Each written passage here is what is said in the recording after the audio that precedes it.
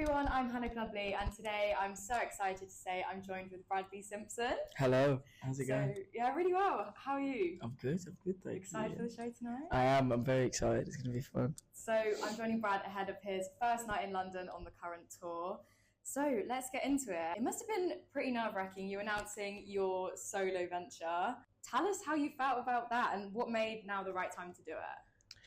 Yeah, there was definitely some nerves. Yeah. I was a bit, just because the music's so different as well to anything that I've done over the past 10 years. So I kind of didn't know how the fans were going to react, but they've all been so nice. They've been lovely and really supportive. And I think the reason now is just I'd never had a huge yearning to do a solo album before, and then the band has done 5 albums now. So we naturally were starting to take a bit of a pause on writing music because we'd written 5 albums in 6-7 years. So we kind of churned them out. So I think all the 4 of us were like, right, we're just going to take a pause on writing for a bit. And then I started writing a couple of songs, and they just felt like they were going to fit into a solo thing rather than pitching out to other artists or within the context of the band. That's really cool though. And the announcement dropped the other week that your debut solo album, titled The Panic Years, is dropping in February. Yeah. How exciting. We've already heard a few singles off the album, but can you tell us about the concept as a whole?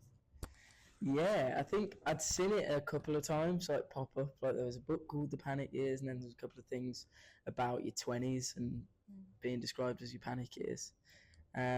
And then it just felt really fitting because I was writing a lot on this album about the past 10 years of my life, which have been amazing.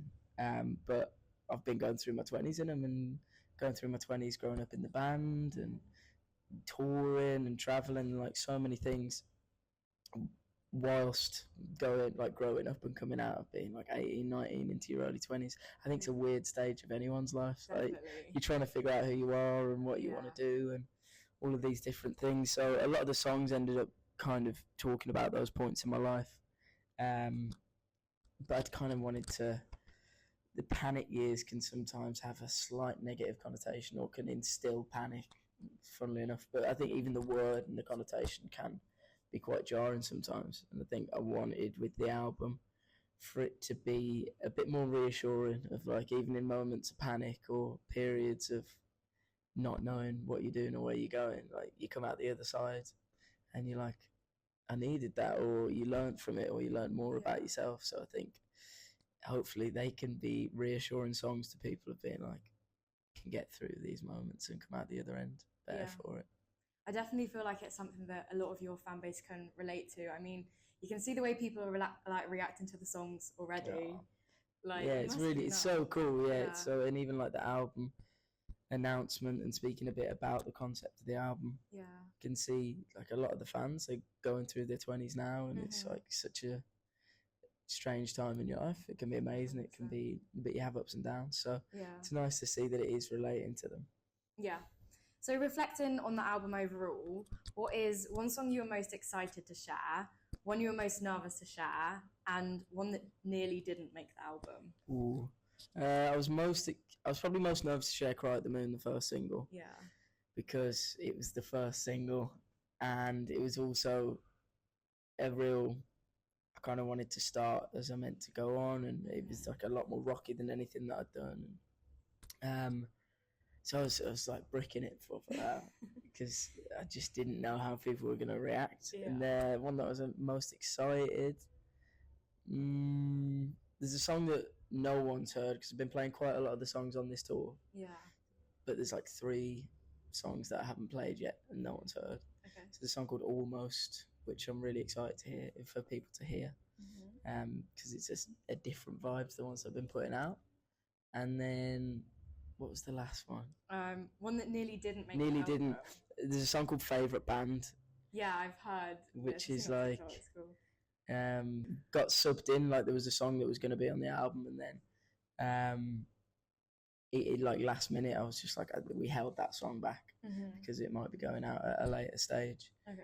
And I wrote Favourite Band probably a year and a half ago, 2 years ago. Wow. And then it just came back, and we finished it literally in a week because there was an album deadline, and I was like, oh.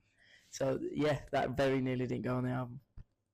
And what made you release Cry at the Moon as your first single? Because that's such a huge moment. It's like the first thing people are going to see of you as a solo artist. So why was it that song that you chose?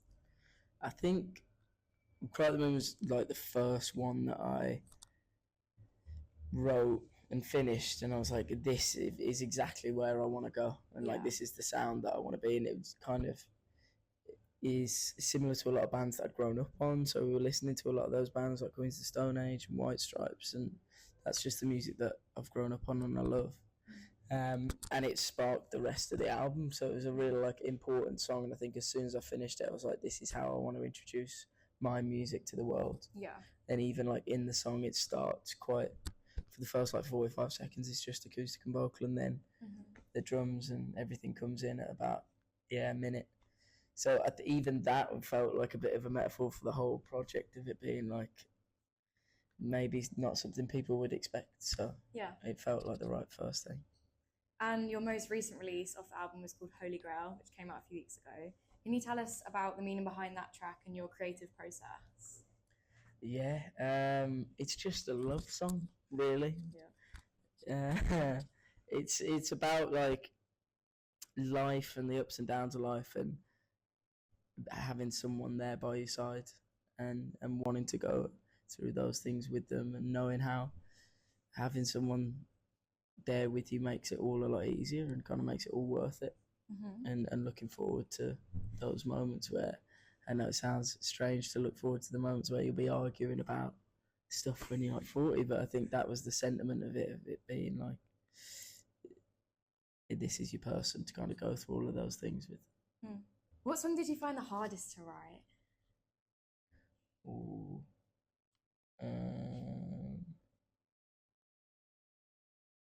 There's a song called Almost, which like the last, again, no one's heard yet, but that was quite hard because it was like, it's called the last line is like, you were almost the best thing that happened to me. So it's like that, like near miss kind of thing. Which like the whole album comes from quite a personal space over the past 10 years. So even though it's not like how you're feeling right now, I think I've kind of used it as a chance to go back over like things that I maybe haven't processed that well in the past 10 years. So I think diving back into things, into the same headspace you were in like 7 years ago or however long, it's always tough, but maybe almost. Maybe.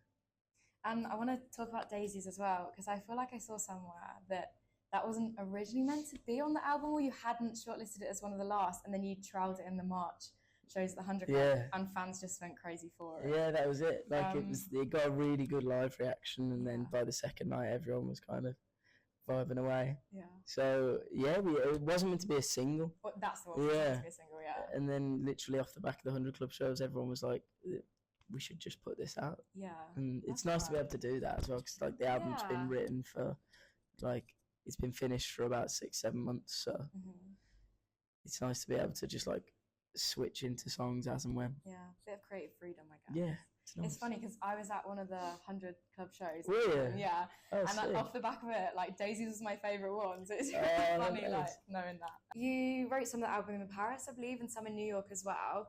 Can you talk us through what a day in the studio is like for you? Do you have a set routine? Is there anything you do to like get your creativity flowing? Oh God, there's not like 2 hours of yoga or anything in the morning. It's nothing too weird. Honestly, I'm like, I can't do anything pre 12 o'clock. Like I really struggle to do. I could barely sing before 12 o'clock. Like it's so bad. So usually it'd be a late start. Like we'd end up starting at like 1 o'clock, and then just like a lot of it because I was in different cities than I live in or like I typically work in. I had like no mates, which was the best thing ever, genuinely, because there was no one who could be like, do you want to go to the pub? And I couldn't cut out the studio early, or I couldn't like get distracted. So I think a lot of the nights when I was going home after the studio or the mornings before, I'd kind of start ideas, and because I wasn't around anyone that was either a distraction or I could have a conversation with that wasn't me thinking about the album, it meant that I just could really think about what I wanted to say and what I wanted to write about. So it's a lot of just like stewing on things. And do you have a pre-show ritual? We do. So the other guys in the band are James Atwood, who plays guitar and bass, and Ellen Acosta, who plays drums. And they're amazing, by the way. Like, they're the best. And we wanted one. We were like, but we didn't want like a Jaeger. So we just do. It's like a 3-way clap. Oh, cool. But it took a while to like actually nail it. Yeah. Like, someone showed us it, and then literally for about the first 6 shows, we were just slapping each other in the face or trying to do it. But now we've got it down. And how about a typical day on tour? So when you're on the road, what does a day on tour look like for you? It depends, really. Like, days off are very, very, again, a lot of sleeping happens. Yeah. But I've tried to be a bit more like, and I found this in the band as well. I think I'd come home after like a long tour, and my mates would be like, "Oh, how was Paris? How was Amsterdam?" And I'd be like, "I don't know," because I just like stayed in the hotel, did a gig, and then went back. Yeah. So I've tried to be a bit more like, get out and go and find some good food, or go and find like even like some vintage shops or something, and go and do some shopping. So trying to like explore the cities more. We went to a football game in Paris last time we were there, which was really fun. And then show days, it's like, try not to speak too much. a lot of ginger teas. Yeah. Moving on to something a little bit different now. What is the strangest place you've ever heard your music being played? Is there anywhere unusual? It's the strangest place. I feel like I've definitely heard it in a toilet at some point.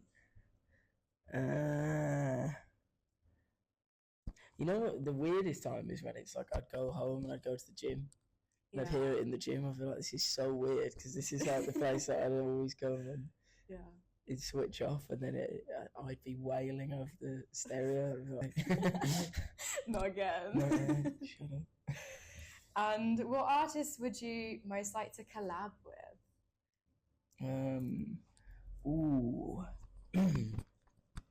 I'd love to work with Pharrell, just because I think he's amazing. Yeah.